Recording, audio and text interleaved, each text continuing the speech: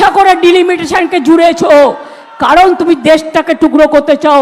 আগামী দিন তুমি ভারতবর্ষে থাকবে না, तुम जीतेगा नहीं। इसी के लिए में किसी को बाबरी मस्जिद नहीं बनाने देंगे। আসন্ন বিধানসভা নির্বাচনকে সামনে রেখে পশ্চিমবঙ্গের রাজনীতিতে নতুন করে উত্তাপ ছড়িয়েছে। বিজেপি ও তৃণমূল কংগ্রেসের মধ্যে পাল্টাপাল্টি বক্তব্যে আলোচনায় এসেছে বাবরি মসজিদ ইস্যু। বুধবার আলিপুরদুয়ার জেলার ফালাকাটার জনসভা থেকে ভারতের কেন্দ্রীয় স্বরাষ্ট্রমন্ত্রী ও কট্টর হিন্দু নেতা অমিত শাহ স্পষ্ট ভাষায় বলেন, বিজেপি বাংলার ক্ষমতায় এলে রাজ্যটিতে বাবরের নামে কোনো মসজিদ নির্মাণ করতে দেওয়া হবে না। মমতা দিদি, আপনি কান খুলে শুনে রাখুন, এই বাংলা ভারতের ভূমি, এই মাটিতে কোনোভাবেই বাবরি মসজিদ নির্মাণ হবে না।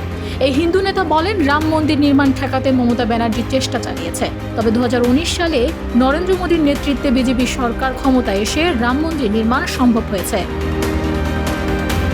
গত ডিসেম্বরে বাবরি মসজিদ নির্মাণের ঘোষণা দিয়ে তৃণমূল কংগ্রেসের রোষানলে পড়েন হুমায়ুন কবির। পরে দল বিরোধী কর্মকাণ্ডের অভিযোগে তাকে বহিষ্কার করা হয়।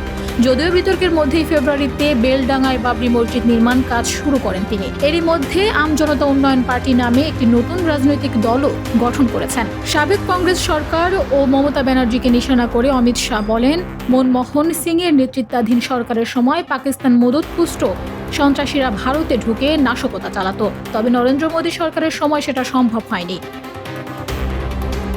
কট্টর এই হিন্দু নেতা বলেন, বিজেপি ক্ষমতায় এলে কাটা তারের বেড়া নির্মাণ করে অনুপ্রবেশকারীদের বিরুদ্ধে ব্যবস্থা নেওয়া হবে। নারীদের নিরাপত্তা নিয়েও প্রশ্ন তোলেন অমিত শাহ। তার ভাষায়, মমতা ব্যানার্জি সরকারের নারীদের সুরক্ষা দিতে ব্যর্থ। অন্যদিকে পাল্টা জবাবে মুখ্যমন্ত্রী মমতা ব্যানার্জি বলেন, মোদী সরকার ভারতকে বিভক্ত করতে চায়। তৃণমূলকে ভোট দেওয়ার আহ্বান জানিয়ে মমতা বলেন, জোড়া ফুল প্রতীক ছাড়া জনগণকে কেউ রক্ষা করতে পারবে না। নির্বাচন ঘিরে এমন বক্তব্য পাল্টা বক্তব্যে পশ্চিমবঙ্গের রাজনৈতিক পরিস্থিতি ক্রমেই উত্তপ্ত হয়ে উঠছে। Desk report, Bangladesh bulletin.